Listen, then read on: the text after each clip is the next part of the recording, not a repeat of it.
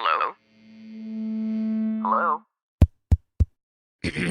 Podcast Network Asia. Lisir wangi sliramu tumaking sirno ojo tangi kan guling awas jo ngetoro aku lagi bang wingo Yen setan kang tak putusi Dadya sembarang ojo layu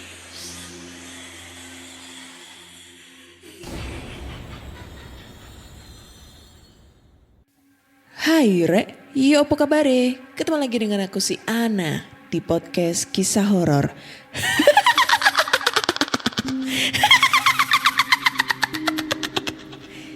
Ketemu lagi di episode 136 dan di episode kali ini aku akan bacakan cerita horor ataupun email berhantu yang sudah dikirimkan teman-teman melalui podcast kisah horor @gmail.com atau DM Instagram podcast kisah horor, DM Instagram Ana Olive serta Google Form yang linknya tersedia di bio Instagram podcast kisah horor. Oke, sebelum kita mulai membacakan cerita horor, aku ingin kalian untuk mendengarkan satu lagu ini.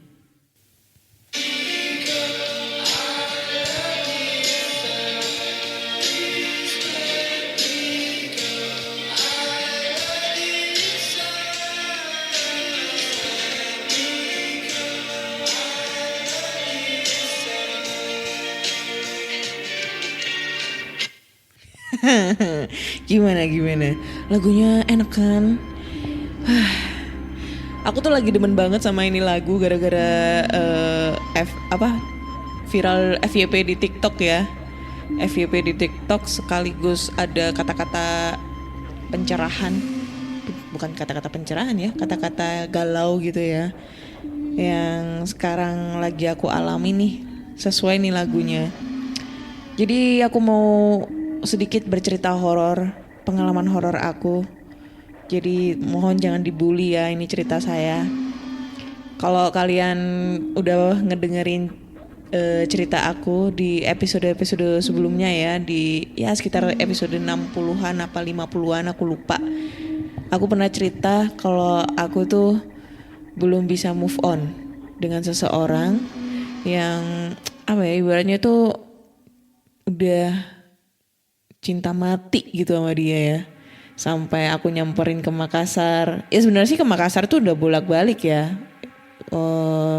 Kalau dulu sih pakai dia, budgetnya dari dia gitu. Terus sampai akhirnya aku ke Makassar sendiri untuk kayak gimana ya, kayak membuat kita tuh supaya pengen memperbaiki hubungan gitu loh. Jadinya aku kesana.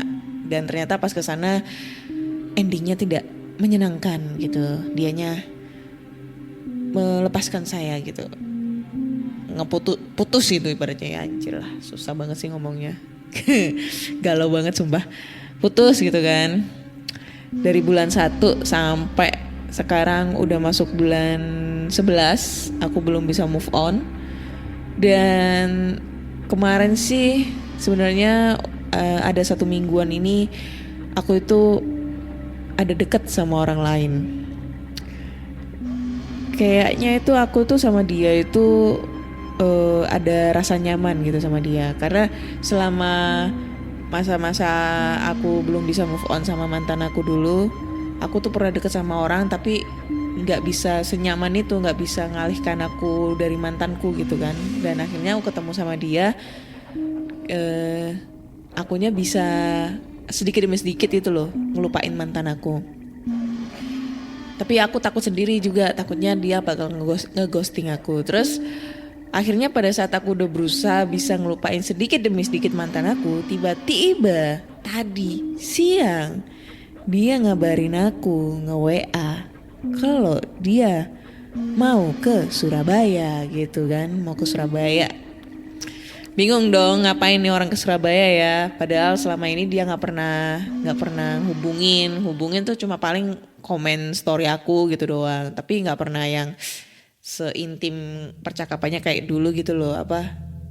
Kita chat-chatan terus itu nggak pernah. Jadi cuma ala kadarnya aja. Terus tiba-tiba dia datang ke sini dan tadi juga udah ketemu. Tadi itu udah ketemu guys gitu kan. Dia datang dari Makassar ke Surabaya yang akhirnya ngebuat aku gak bisa move on lagi cuy. Ya kan? Buyar semua angan-anganku tuh buyar. Akhirnya aku masih terpana dengan dia dan masih mengharapkan dia. Walaupun sebenarnya tadi itu ketemu sama dia itu biasa aja gitu dianya itu. Maksudnya gak ada tanda-tanda kalau kita bakal balikan lagi tuh enggak. Kayaknya ini salah segmen ya. Bukan cerita horor ini. Ini lebih ke cerita sedih dan kayaknya salah cerita ini. Seharusnya kalian ngedengerin ini di podcastnya Sarah ya. Cuma sharing, bukan podcast kisah horor gitu. Ini sebenarnya kisah horor aku sih sebenarnya. Paling horor dalam hidup aku adalah tidak bisa move on gitu. Dibandingkan kalau ketemu setan, mantan adalah makhluk terhoror yang pernah aku temuin.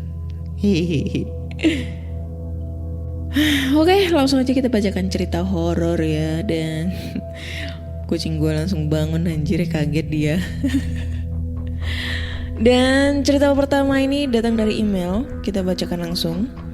Judulnya adalah Jin Penunggu Berwujud Pocong gitu. Assalamualaikum warahmatullahi wabarakatuh. Waalaikumsalam warahmatullahi wabarakatuh. Cerita ini terjadi di rumah nenek aku yang berada di daerah Bandung. Lebih tepatnya di daerah Ujung Berung, Kabupaten Bandung. Aku memiliki rumah yang letaknya di dalam sebuah gang. Jaraknya sekitar 200 meter dari jalan utama. Mobil tidak bisa masuk ke daerah ini. Bahkan motor saja harus bersimpangan bila masuk ke gang ini. Nah, tepat di belakang rumah nenekku ada sebuah balong atau empang. Ukurannya sekitar 4 kali 4 meter dan sudah tidak lagi terawat. Dulunya digunakan oleh kakekku sebagai tempat pemancingan. Namun semenjak kakekku meninggal, empang itu sudah tidak terurus lagi. Oh ya, sebelumnya kenalkan dulu kak, namaku Rijal. Kini aku sudah duduk di bangku kuliah. Orang tuaku memutuskan untuk membeli rumah baru di daerah Cimahi.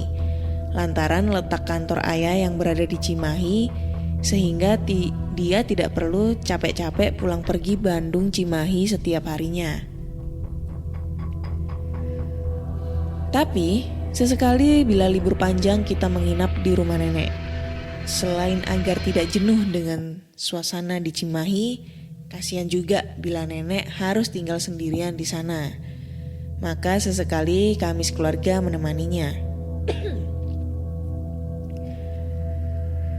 Ada satu hal yang cukup membuatku trauma bila harus menginap di rumah nenek, yaitu posisi kamar mandi yang bersebelahan dengan empang.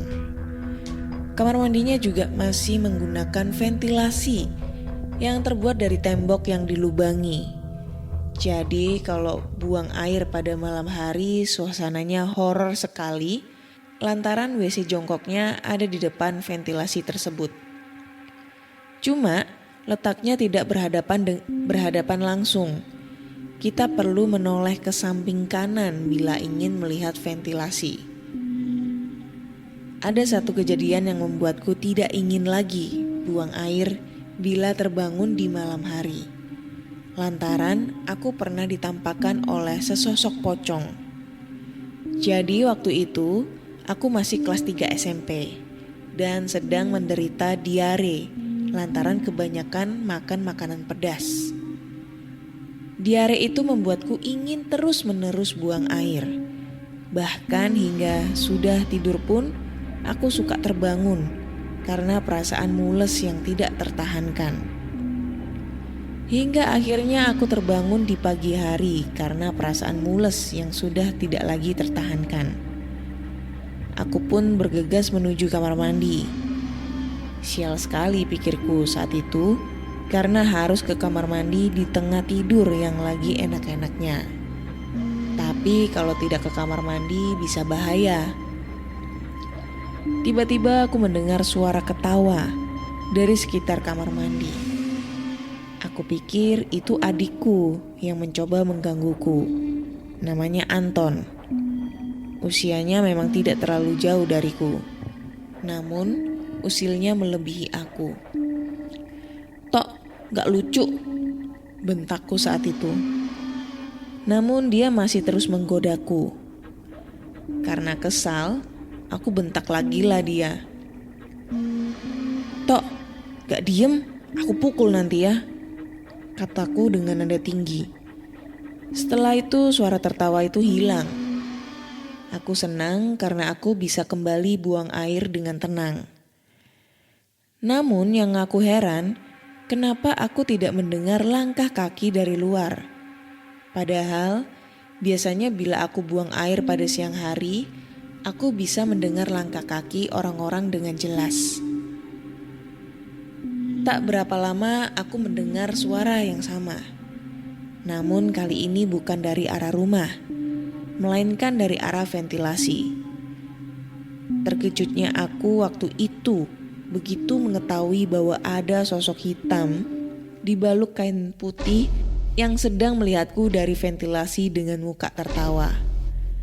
Kepalanya bergerak-gerak ke kanan ke kiri seolah-olah sedang mengejekku. Aku benar-benar merinding saat itu. Saat itu aku hanya berteriak memanggil ibuku sekencang-kencangnya. "Ibu!" teriakku. Teriakanku berhasil membangunkan ayah dan ibuku. "Ada apa, Jal? Ada apa?" terdengar suara ayahku dari dalam rumah. "Ada hantu ya," kataku sambil masih menutup mata dengan tangan. "Di mana? Di mana?" tanya ayahku. "Di arah balong ya," jawabku singkat. Dengan posisi yang masih berjongkok dan menutup mata, aku mendengar suara kunci pintu rumah terbuka. Lalu dilanjut dengan suara langkah kaki dari semak-semak. Yang akhirnya aku ketahui bahwa itu adalah ayahku. Kemudian ayahku kembali masuk ke rumah dan memberitahuku bahwa hantu yang aku maksud sudah tidak ada. Mendengar ucapannya aku sedikit lega dan aku tuntaskan buang airku. "Udah, Ijal tidur lagi, hantunya udah ayah usir," kata ibuku mencoba menenangkanku. Aku pun kembali tidur. Bila sedang di rumah nenek, aku memang tidur dengan adikku. Saat kembali dari kamar mandi, aku melihat Antok sedang berselimut hingga kepala dan menghadap tembok. Aku pikir mungkin dia lagi kedinginan, karena saat aku SMP, ujung berung masih dingin. Tidak seperti sekarang yang sudah sangat panas. Astagfirullahaladzim. Anjir lah, kaget gua. Kirim gambar beginian. Akhirnya aku pun ikut tiduran di kasur. Iya bener, di kasur. Anjir, gagal fokus aku. Dengan mata terpejam, aku masukkan badanku ke dalam selimut. Rasa dingin membuat kakiku bergerak-gerak ke segala penjuru kasur. Namun ada hal aneh ketika kakiku menyentuh kaki Anto. Karena seperti menyentuh kain di kakinya. Tapi kembali aku pikir, mungkin dia menggunakan celana panjang saat mau tidur. Gak fokus sumpah. Semakin lama mengantuk dan ingin tidur, tiba-tiba suara tawa itu terdengar lagi. Sumber suaranya tepat dari sebelahku, lebih tepatnya dari arah Antok tidur. Begitu kubuka mataku, betapa terkejutnya aku bahwa itu adalah pocong yang aku lihat di kamar mandi tadi. Dengan sangat panik, aku teriak dan keluar dari kamar. "Ibu!" teriakku kencang sambil berlari ke arah kamar orang tuaku.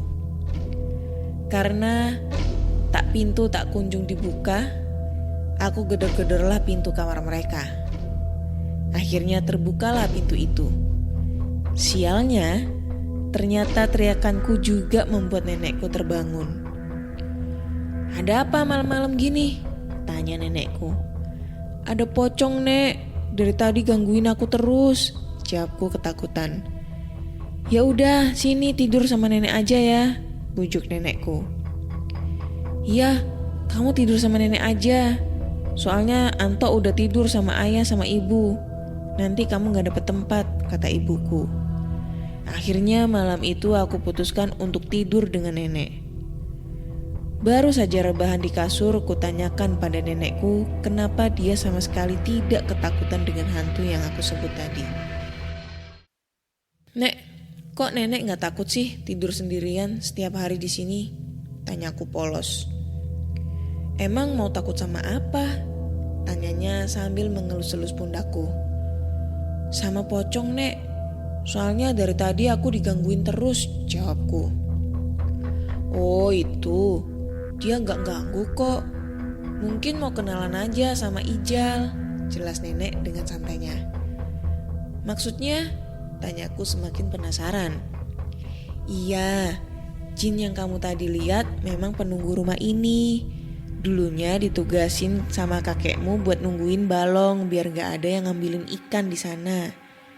Terus mungkin karena kakek udah gak ada dan ikan di balong udah gak ada, jadi dia sekarang nungguin rumah ini. Ya bantu jaga-jaga rumah biar nenek gak dimalingin orang," terang nenek. Mendengar cerita itu tentu saja aku sangat terkejut. Dan aku baru mengetahui bahwa kakekku bisa berkomunikasi dengan jin atau makhluk halus. Soal jin penunggu, aku sendiri sudah sering mendengar beragam ceritanya. Namun baru kali ini, aku benar-benar melihatnya.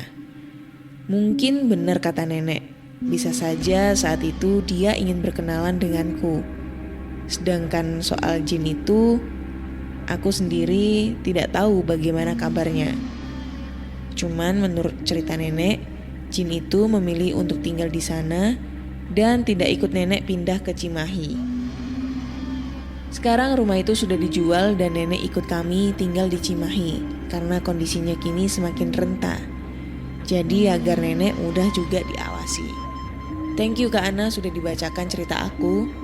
Mohon maaf jika ceritanya kepanjangan dan kurang serem. Oke, thank you banget Ijal ya buat ceritanya. Gila. Ini tadi aku sempat kaget banget loh, sumpah.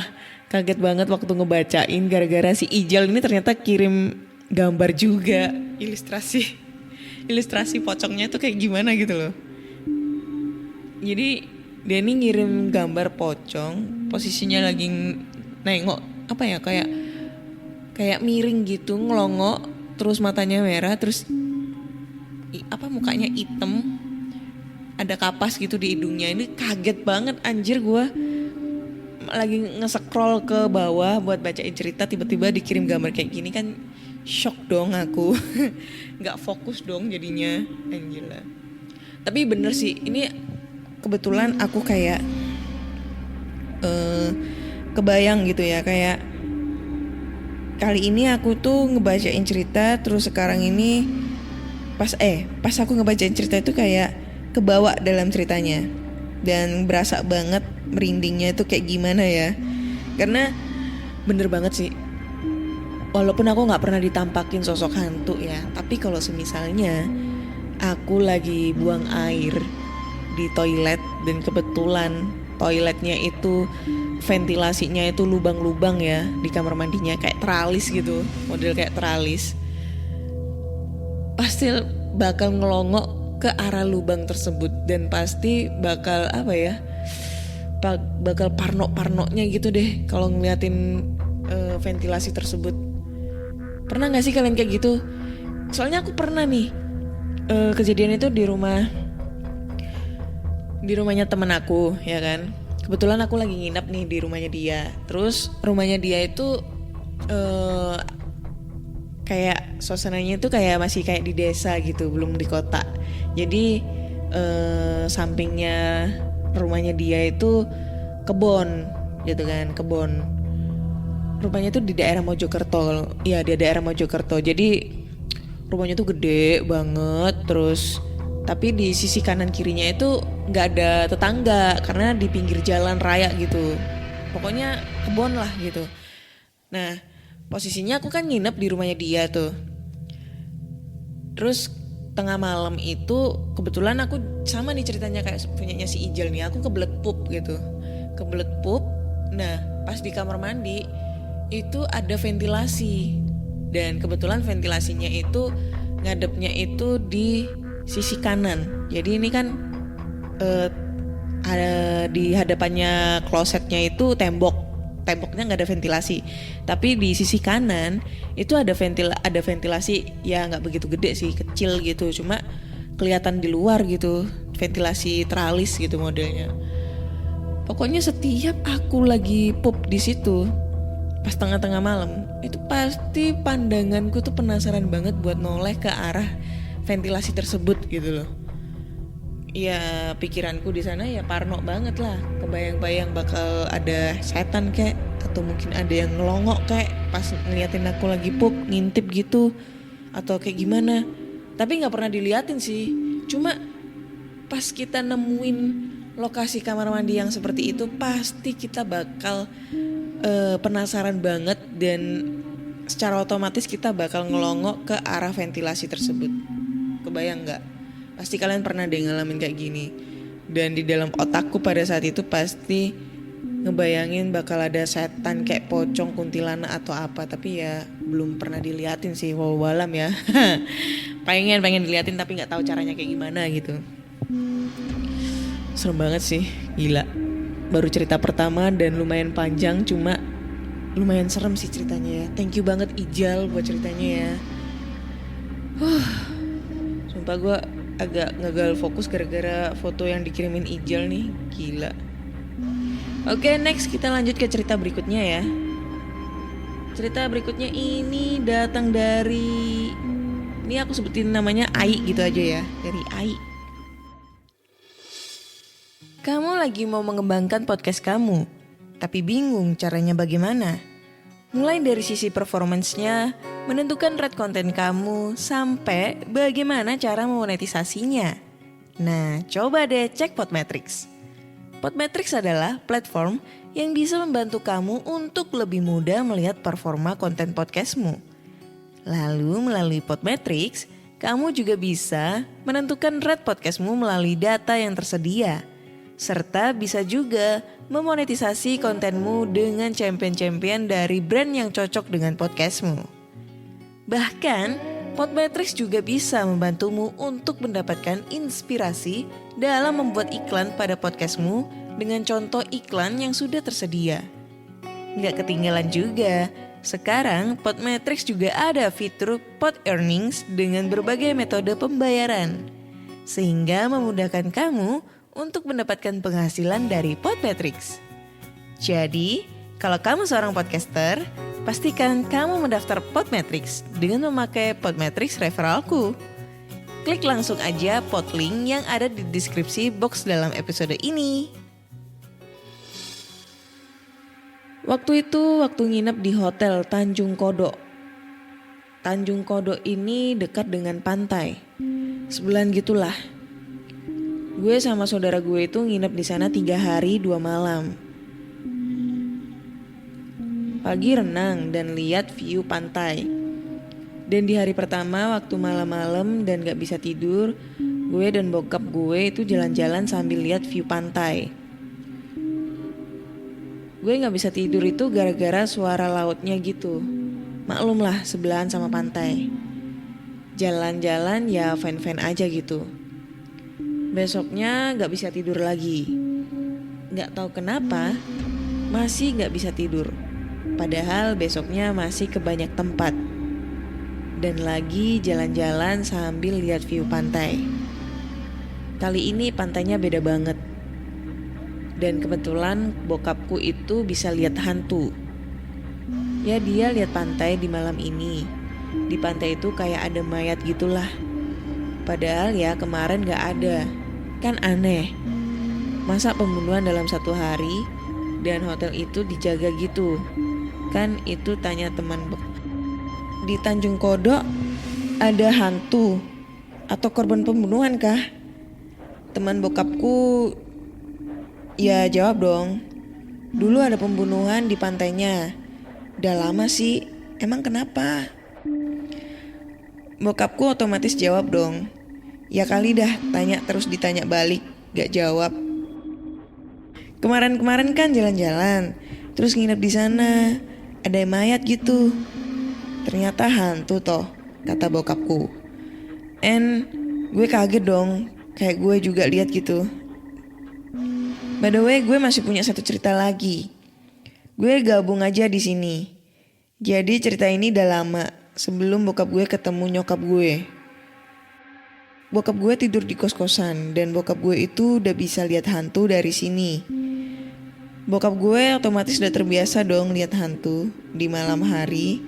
Bokap gue itu tidur sendirian dan tempat tidurnya itu satu doang. Jadi sendirian. Bokap gue tiba-tiba denger suara yang berat banget. Suaranya bilang gini, "Woi, geser, capek nih, habis beraktivitas banyak."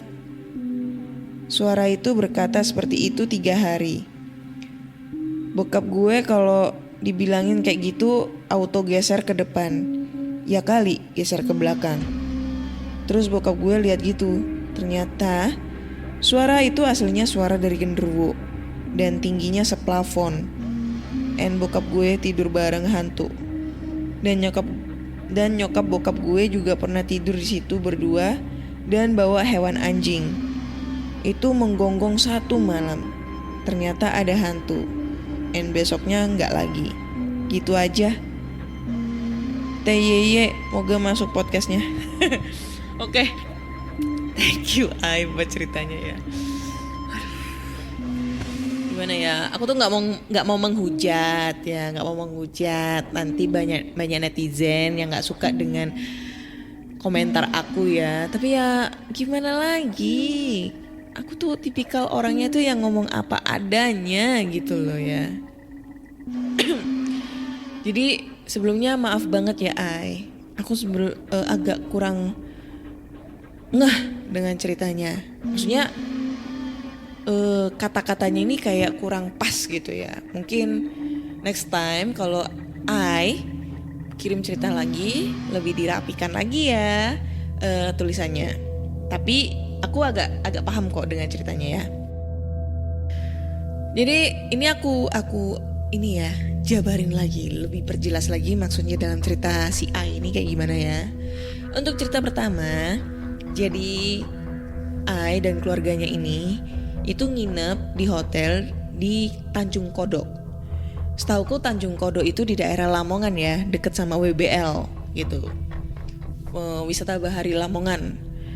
Nah di situ emang lokasi pantainya. Gue nggak tahu sih ya, nggak pernah. Maksudnya gue nggak pernah nginep di hotelnya. Cuma gue tahu karena gue pernah main ke wisata baharinya itu. Jadi hotelnya itu deket sama pantai gitu kan, deket sama pantai Tanjung Kodok namanya. Emang namanya Tanjung Kodok. Di situ juga ada batu yang batunya itu kayak kodok, makanya dinamain Tanjung Kodok. Nah si A ini sama keluarganya itu nginep lah di sana. Terus si A ini nggak bisa tidur karena mungkin dia ngedengar suara ombak nih, cebar cebur cedar ceder gitu kan. Keras banget kan, kebayang dong yang suara ombak itu kayak gimana, keras banget. Jadinya dia ngerasa bising dan gak bisa tidur. Padahal itu enak banget tahu kalau ngedengerin suara ombak ya. Gue selama 2 tahun di kapal itu enak banget tahu ngedengerin suara deburan ombak. Wih, serasa kayak gimana gitu, sejuk gitu ya. Nah itu akhirnya si Ai sama bapaknya ini jalan-jalan ke pantai, menyisiri pantai gitu kan. Lalu keesokan harinya si Ai itu gak bisa tidur lagi gitu karena suara ombak. Terus tiba-tiba dia jalan-jalan lagi ke pantai sama bapaknya. Nah, pas jalan-jalan ke pantai, bapaknya itu ngelihat sesuatu kayak ada jenazah di pantai tersebut gitu kan. Terus si Ai mikir sama bapaknya, masa iya ada kejadian pembunuhan cepet banget sehari? Ya masuk akal dong itu kalau ada kejadian pembunuhan dalam waktu satu hari. Jangankan 1 hari, 1 menit itu loh bisa terjadi pembunuhan ya kan. 1 detik pun juga bisa gitu. Jadi apa yang tidak bisa di dunia ini gitu loh ya. Nah itu. Terus keesokan harinya bapaknya si A ini tanya ke temennya yang kebetulan pemiliknya hotel atau mungkin yang tinggal di dekat hotel, aku kurang paham ya. Jadi yang dia ada di sekitar situ lah, di hotel tersebut. Nanya, apakah di sekitar hotel tersebut itu ada tragedi kah gitu. Dan ternyata dibenarkan sama temennya bapaknya si Ai kalau pernah ada tragedi pembunuhan dan jenazahnya itu ditemukan di sekitar pantai, bibir pantai gitu. Terus cerita kedua itu tadi apa ya, lupa gua. Cerita kedua, ntar dulu. Cerita kedua itu dia itu menceritakan tentang asal muasalnya bapaknya itu ngelihat hantu gitu. Jadi pas dia tidur gitu tiba-tiba ada suara. Nah suaranya itu berasal dari genderuwo. Genderuwonya bilang, "Woi, geser dong, capek nih, habis beraktivitas banyak." Nah keren dong ini genderuwo, baru kali ini ada gue dengar genderuwo yang bilang kayak gitu. Berasa kayak dia pekerja kantoran gitu ya, ngomong seharian habis beraktivitas capek banget anjir. Kayak pekerja kantoran gitu loh, menanggung beban hidup, cari rezeki buat menghidupi wewe gombel dan grandong anaknya gitu ya. Lucu gitu ya, endingnya lucu sih sebenarnya, tapi ya kita apresiasi ya buat ceritanya ya. Ya kurang lebihnya ceritanya kayak gitu deh, ceritanya dari si Ai. Ai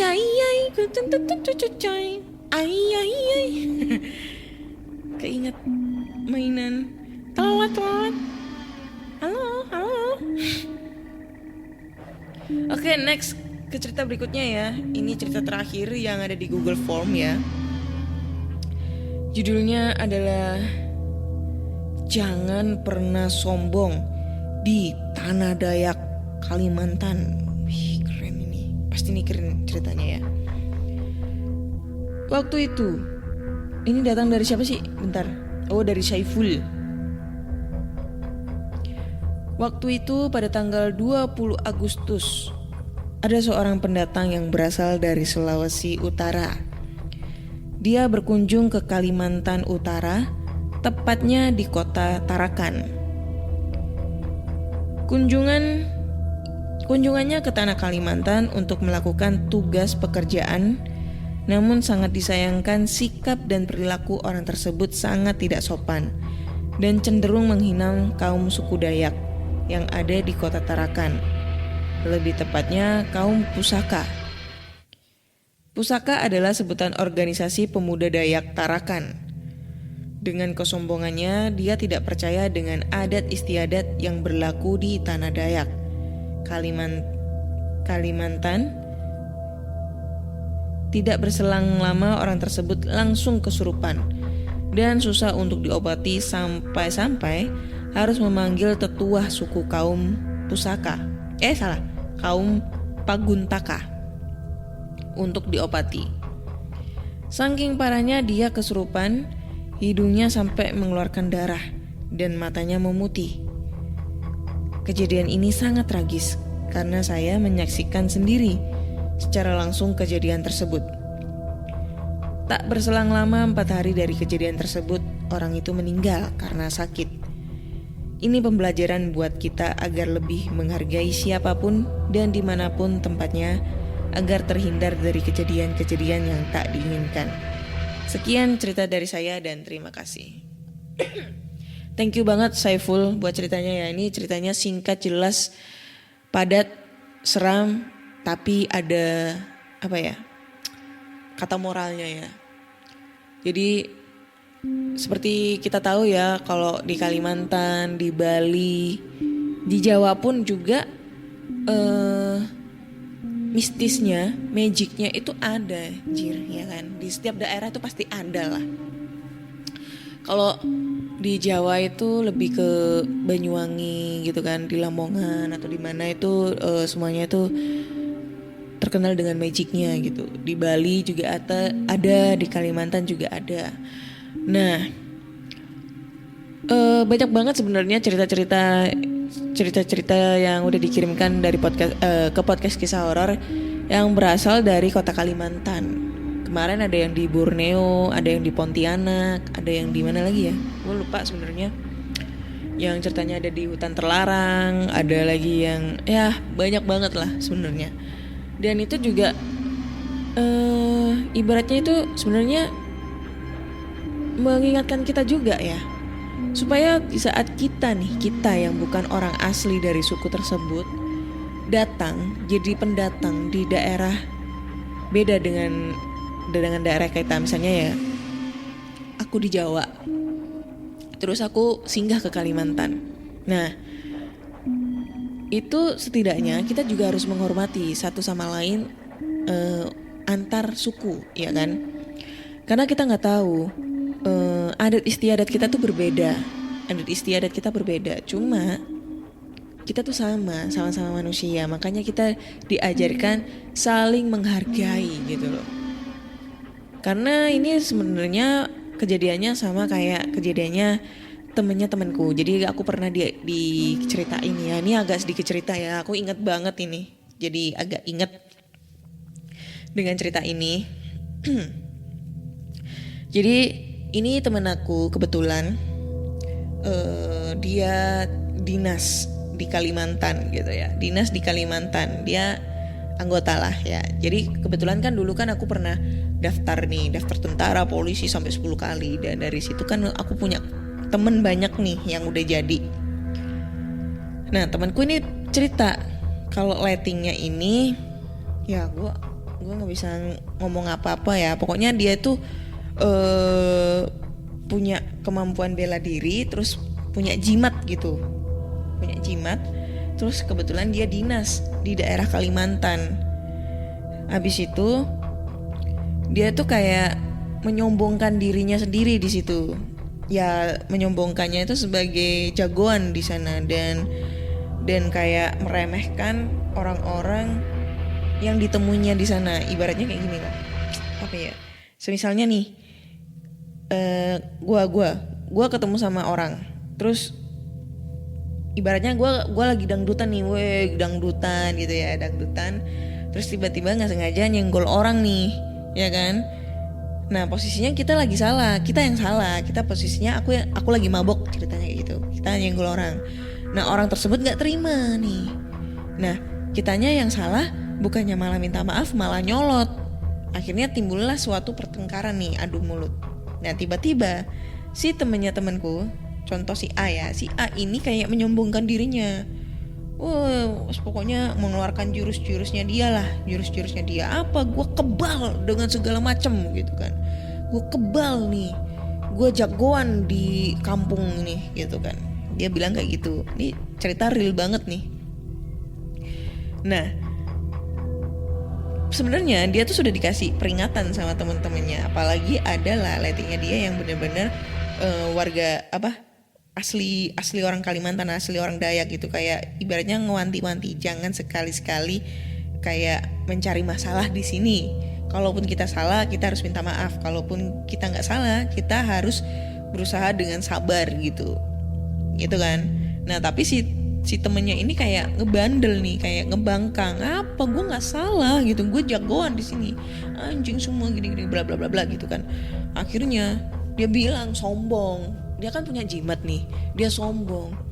Gue kebal sama senjata apapun di sini, apalagi yang namanya apa tuh kalau yang di Dayak itu apa sih senjata khasnya gitu loh. Lupa aku namanya. Ada senjata khasnya di Dayak itu apa gitu, kayak pisau, kayak parang gitu kan.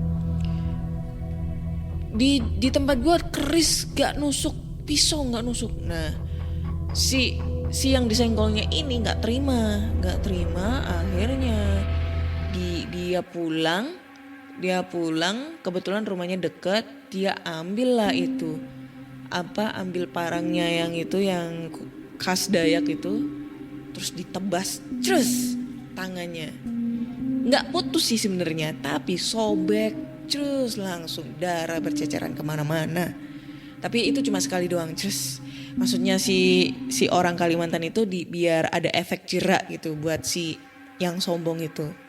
Akhirnya dia teriak-teriak, pokoknya itu dia kesakitan, terus dibawa ke rumah sakit, akhirnya dijahit lah. Akhirnya dia minta maaf. Setelah kejadian itu dia minta maaf. Untungnya si orang Kalimantan tersebut itu agak berjiwa besar gitu ya. Maksudnya mau memaafkan gitu, tidak ibaratnya memperpanjang urusannya kayak gitu. Makanya dari situ kita dari cerita teman aku ataupun dari ceritanya Saiful, kita bisa mengambil kesimpulan kalau kita harus menghargai satu sama lain antar suku atau menghargai adat istiadat setiap orang. Dimanapun itu, mau di Jawa Tengah, Jawa Timur, Jawa Barat, Kalimantan Timur, Kalimantan Tengah, Sulawesi, atau dimanapun, kita harus tetap menghargai adat istiadat, menghormati antar suku, kayak gitu ya. Endingnya ini ada pesan moralnya bro, gak apa-apa. Oke, thank you banget buat teman-teman atau pendengar podcast kisah horor yang udah ngedengerin podcast kisah horor sampai detik ini di episode 136. Jika kalian punya cerita-cerita horor, entah itu pengalaman kalian sendiri, pengalaman kakak, adik, ayah, ibu, kakek, nenek, tetangga, saudara, pacar, selingkuh, pelakor, atau siapapun itu, kalian bisa langsung aja kirim ceritanya ke podcast kisahhoror@gmail.com atau DM Instagram podcast kisah horor, DM Instagram Ana Olive. Ntar dulu, ngap. Serta Google Form yang linknya tersedia di bio Instagram podcast kisah horor. Jangan lupa follow Instagram podcast kisah horor, dan jangan lupa follow juga podcast kisah horor di Spotify dan di Noise, karena podcast kisah horor sekarang sudah bisa didengarkan di Noise. Oke? Thank you semua dan see you.